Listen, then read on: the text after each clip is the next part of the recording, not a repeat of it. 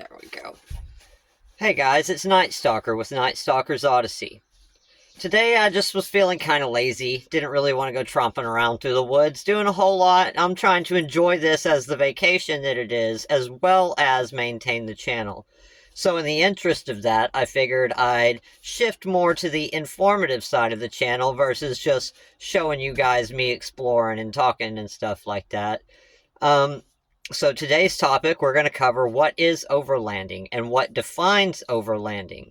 So overlanding is a form of travel characterized by self-reliant off-road trips to remote destinations, with the journey itself being a primary focus or goal. It typically involves using off-road capable vehicles for extended periods, often with camping as the main form of lodging, sometimes spanning multiple countries. We're not going to be doing that on this channel yet, but I would like to eventually. Some key aspects of overlanding involve remote travel. Overlanding involves venturing into areas that are far from established roads and amenities.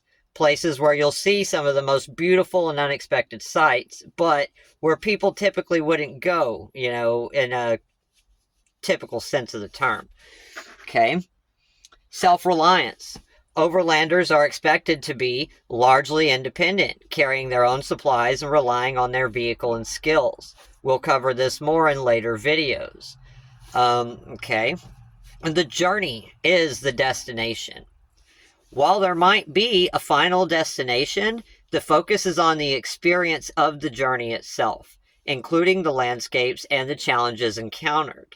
Adversity. That's always my thing. Adapt and overcome adversity.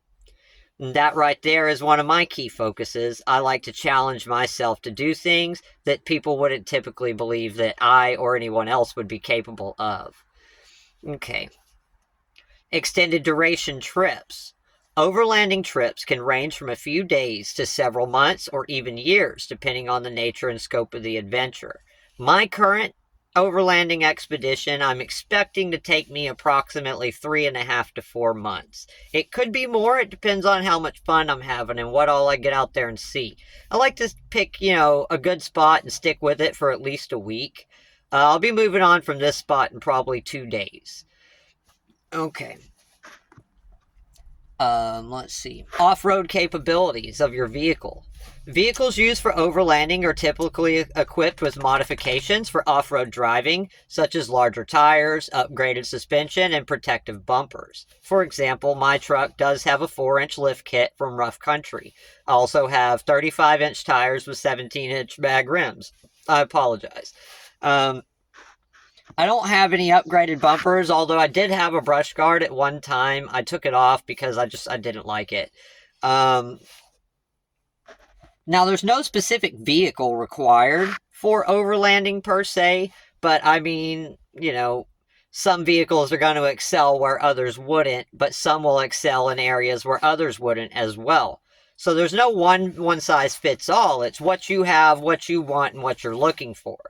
A lot of overlanders like to typically pick a smaller 4-wheel drive truck and then upgrade it.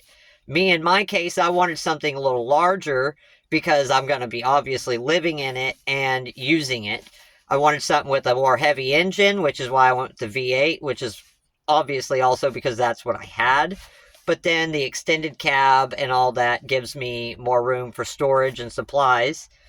And I like that my truck's a little bit more already built for rugged situations, whereas a lot of smaller vehicles that are modified for overlanding encounter a lot of issues. For one thing, when you're going with aftermarket parts, cost can be an issue because repairing a broken aftermarket part is a lot of times much more of a substantial cost than repairing a factory component. Another concern back on that subject, okay? If you're talking about, say, for instance, you're driving an old 90s model Nissan Pathfinder that you've lifted and done significant modification to make capable of overlanding, you're going to run into issues with snapping your tie rods, busting your axles, things like that, because that vehicle just has smaller, less durable components because it wasn't intended for that kind of purpose.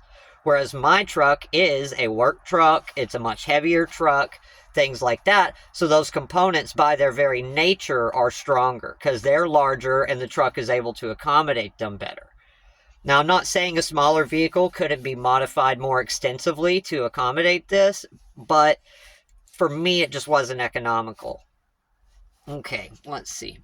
Camping. Okay. While various forms of lodging are used, camping is a common and important aspect of overlanding. So if you're not the outdoorsy type and you've like got to have an AC or a heater and you don't know how to adapt to changing conditions quickly, overlanding's not going to be for you. But I don't know. Perhaps if you want to challenge yourself, then, you know, you might be willing to take the stretch and just see just how much you can do. But, I mean, that will get in later when I introduce some of my rules.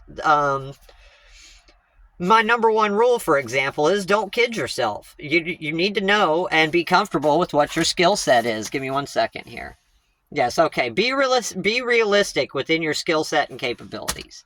I mean, not saying you can't always acquire the necessary skills and train your body to be more capable, but I mean, you need to realistically know what you can do up front and be willing to take and put forth the effort to do that training and things.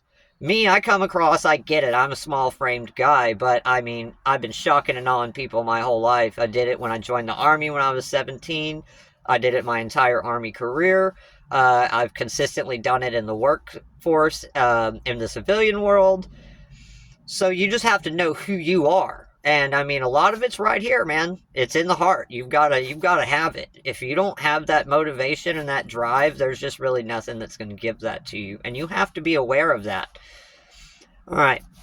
On to the next bullet point here is going to be flexibility. Overlanding isn't confined to specific vehicles or terrain. It's about embracing the journey and adapting to the conditions. This is where we come into what I say with adapt and overcome. So, say you get out there somewhere, you're by yourself. Not everybody that goes overlanding has a wife or a girlfriend or a brother or some buddies that are going to be with them. It's me and my dog. And my dog is a little tiny dog. She's not really helpful for much, except she's a really good alarm system. Other than that, I mean, you have to know what you're doing. You have to know how to get yourself unstuck. Say you're out there and you bust your truck and you're freaking 20 miles away from the closest road. You need to be able to come up with a way to southern engineer something up to get that truck back on the road as soon as you possibly can. Oh, dadgummit. I apologize for that. My tablet decided that it wanted to update the app I was using to have my script on, so I had to pause and wait for that to finish. Okay, so we pretty much covered flexibility. We'll expand on that in another one because I can't remember what all I've already said. Some examples of overlanding activities. We're just going to cut into a couple few here. Backcountry exploration. You're going to be venturing into rugged terrains and exploring trails not typically accessible to mainstream travelers. This is where, like I said, you're going to find the coolest things. Places that nobody maybe has seen in 75 years, maybe even 100, maybe 200 years. Maybe nobody's ever been there. You never know. You could come across something freaking awesome. I've seen some amazing pictures that overlanders have taken. If you ever check out the Overlanding Reddit page, for example, there's a guy on there that, I guess that's all he does, because he makes at least one post a day, and he's got some wild stuff, some beautiful pictures, things that I could only dream to accomplish. And that's what I'm hoping to do with this channel, is give myself the ability and the freedom to go do that and also enjoy my life. Okay. International crossing. Like I said, we probably won't get into that on this channel. At least not until the channel's been going for a good while. But you could travel across borders. At some point during my trip, there is the potential I may cross into Canada briefly. But I haven't decided yet if that's the route I want to actually take. There's not really much to say here. But a lot of times if you're going to cross a border, you're going to have to take on adversity, such as complex logistics and planning. Like if you have a pet, you're going to need to know what shots your pet's going to have. You're going to need to have your pet's shot records with you. You're going to need to know what are the different road conditions and requirements of driving in that other country, the laws of that country, how they feel about firearms, different things such as that. But we'll move on. Okay, wildlife photography, if that's your thing, if you're into birding and stuff like that, you observing and photographing wildlife in remote areas, requiring specialized knowledge and equipment. Those are all possibilities of things that you can do while overlanding, not to mention all the amazing sights you'll get to see. Like along the way, if I find a tourist site that I just can't pass up, I'll stop and hit it up for a day. But then I go back on and I find my next campsite. Different aspects of overlanding include the cultural immersion.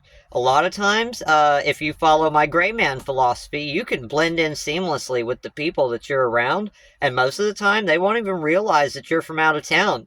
And you get to know people on a level that way that is so much more different because you meet people on a more genuine level. You're not meeting people's public face, you're meeting people's personal face.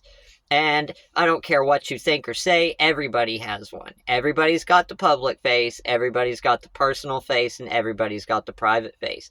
And those three people might be totally different people all in one body. Furthermore, distinctions from other activities, like, for example, traditional camping. While camping is a part of overlanding, overlanding emphasizes the journey itself, not just the campsite. That's why you'll notice a lot of my videos are my drive time, because you see and enjoy a lot of cool things simply on the drive. I've met a lot of cool people just in passing at the gas stations. For example, on the way to my current campsite here, I met a guy in Georgia at the gas station that was driving an Acura RSX. And he was having some trouble with it. Well, I happen to have had the past experience that I've owned two Acuras previously in my life. I had an Acura Integra GSR that was a two-door sedan. A two-door hatchback, I apologize. It was a 1994 model. And then I also had a 1995 model four-door sedan. And both of those cars had slightly different things because one was OBD1 and one was OBD2. But I also have an extensive mechanics background because my uncle was a master mechanic and I used to work at his shop and he taught me a lot and he still does teach me things. I've also taught myself things further in life and I went to college for auto mechanics briefly. But, so back to the story, I was able to use my previous knowledge and I helped him fix his vehicle on the fly while I was just pumping gas. He was appreciative of it. We talked. We had a good conversation. We talked about cars, threw some stories back and forth, got to know each other. And as I was leaving, he straight up told me, he's like, dude, you're one of the coolest guys I've ever met. I appreciate your help, you know? And that feels good. I'm that kind of person. I enjoy helping people and spreading knowledge and just trying to give back to the world, you know? Because I believe that you get what you give. If you give into the world will give back to you. And that's important to me. But we'll move on from there. Let's see. Off-roading. Okay, off-roading focuses on technical challenges like rock crawling, mud digging, stuff like that, whereas overlanding prioritizes exploring the diverse terrain and landscapes. You're not out there just to see how stuck you can get your truck or how big a rock you can climb. It's, can I make the trek to get to the end? I say this all the time during my travel. People ask me, okay, if you're going to Alaska, how do you wind up in Florida? Well, because it's about the journey, not the destination. I'm not just trying to get to Alaska in a straight line. I always wanted to see Miami, so I chose to head east first. And I went to Florida, took some time in Miami. The videos of Miami are coming when I'm having issues with getting power in my laptop. I didn't plan properly for that, and I didn't properly compare the requirements of my AC-DC adapter versus what my laptop was going to need to charge. So I'm handling that when I get my solar generator when I reach Pennsylvania. That should be taken care of. And you'll start seeing many more good videos such as this one. Full-length stuff where I really get into the meat and potatoes of the channel. Now, that being said, when I talk about off-roading, we're not, like I said, talking about just mud digging, getting out there at the mud hole with your buddies, getting stuck like Chuck, knocking back some brews, and then getting unstuck and doing it again until you break your truck, then you tow it home and fix it. The goal here is going to be to maintain your vehicle in as best a condition as possible while also having the utmost and greatest journey of your life. That's what I'm doing. This is just a total journey for me. But the worst thing that it can ever happen is you get out there in the middle of nowhere and your truck just dies, breaks down on you because you didn't take care of it. You beat it up. You were too rough with it. You're going too fast when you should have been being careful. You were going too careful when you should have been going fast. Different things like that. You've got to know how to read the situation. That leads into one thing that's going to be important. If you're a bad driver, I mean, that's going to translate to overlanding. You have to know how to handle any kind of terrain, any kind of situation with a acceptable degree of error. I mean, you're going to be driving in the snow, you're going to be driving in the mud, you're going to be driving in dirt, you're going to be driving on asphalt, loose rocks. There's no telling what kind of situation you could wind up in. I mean, so that's a large portion of it. It's a growth experience. The more you do it, the better you'll get, and the more little tips and tricks you'll figure out. Now, car camping. Car camping is a simpler form of camping, often done at established campgrounds, while overlanding involves more extended travel and self-reliance. That's what I'm doing. Now, I have camped at a few established campgrounds on this route, but I generally pick the free ones that are like water management areas or Bureau of Land Management, things like that. So one thing you're going to have to keep in mind when you find these places, about the most you're going to find is a gazebo and a fire ring. This place that I'm at currently said it had fire rings. On my iOverlander app, it doesn't even have fire rings. I had to go find rocks and build myself a fire pit, which you should have noticed in one of my previous videos. Because it started out as a hole I dug, and then it slowly got rocks around it. But that's an example. The gazebo, even, is a luxury in overlanding, but that's not necessarily so. Sometimes the freedom and the open air, just being able to sit out there at night in the darkness and see the stars. I mean, if you're from the city, I've lived in the country most of my life, but I've also lived in several cities. You'll know that you can't just walk outside and look at the stars because of all the light pollution in the area. Even in some country, like more rural areas, there's still enough light pollution to ruin the view. Whereas when you're overlanding, you can sit out there, lay down in the dirt or grass, and just see every single one. The faintest little star, a star you've never seen before, could be the difference between making and breaking that trip. You get a view of the moon like you've never seen. And you know, my mom says that if we're both looking at the moon at the same time, then we're not really that far apart. And so you've got to think about things like that. Ways you can make the most out of what other people would consider a terrible trip.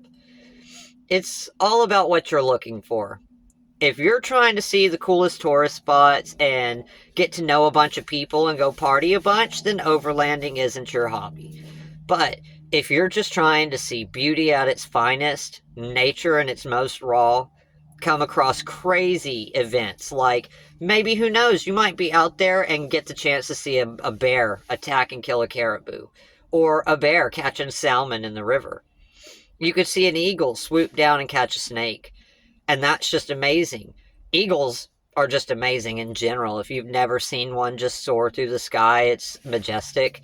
They're all over Texas, especially back home where I'm from in East Texas. We see them all the time. I actually saw a couple when I was driving through Florida after I passed through Daytona Beach. There was a small town there that I stopped in to get some gas, let the dog stretch her legs, and pack up on some stuff. I can't drive past Taco Bell without stopping. I'm gonna get Taco Bell, so sorry on that. But it was just, it's hard to explain if you've never seen things like that. But, I mean, that waterfall with crystal blue water just crashing down and the sound it makes and as it splashes. Different things like that. I've got a story that I'll tell on Night Stalker After Dark at some point about when I was in Nevada and I was up in the mountains at a waterfall the locals directed me to and ran across a mountain lion. That's a pretty good one. But, I mean, different things like that. It's just, you make overlanding what it is. It's never a guaranteed great trip, but it's always going to be a journey. Like I say, it's about the journey, not the destination. I'll draw this one here at 20 minutes. Remember, guys, if you like what I'm doing, please like and subscribe and consider supporting the channel.